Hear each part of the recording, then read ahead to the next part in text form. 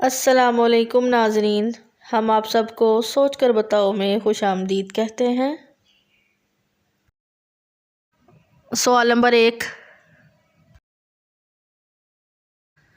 किस ज़बान में बैतुल मुक़द्दस को यरूशलेम कहा जाता है? ऑप्शन ए अरबी, ऑप्शन बी अंग्रेज़ी, ऑप्शन सी अबरानी, ऑप्शन डी फ़ारसी।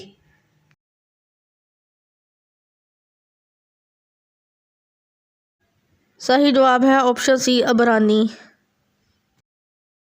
सवाल नंबर 2, खाना काबा का नक्शा सबसे पहले किसने बनाया था?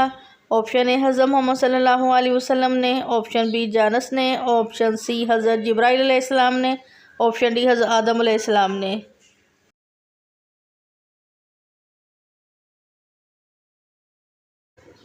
सही जवाब है ऑप्शन सी हज़रत जिब्राइल अलैहिस्सलाम ने। सवाल नंबर 3, नमाज को अरबी में क्या कहते हैं? ऑप्शन ए सोम, ऑप्शन बी सलात, ऑप्शन सी दुआ, ऑप्शन डी तीनों नहीं।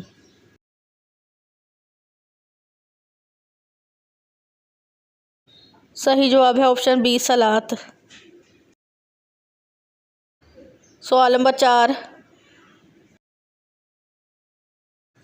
सबसे पहले कश्ती किसने बनाई थी? ऑप्शन ए हज़रत मूसा अलैहिस्सलाम ने, ऑप्शन बी हज़रत इब्राहीम अलैहिस्सलाम ने, ऑप्शन सी अल बैरूनी ने, ऑप्शन डी हज़रत नूह अलैहिस्सलाम ने।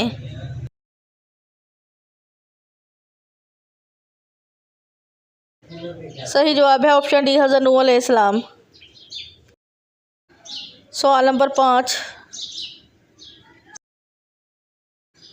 कौन सा गोश्त जन्नत में नहीं जाएगा? ऑप्शन ए पाँव का, ऑप्शन बी ज़ुबान का, ऑप्शन सी हराम कमाई वाला, ऑप्शन डी पेट का।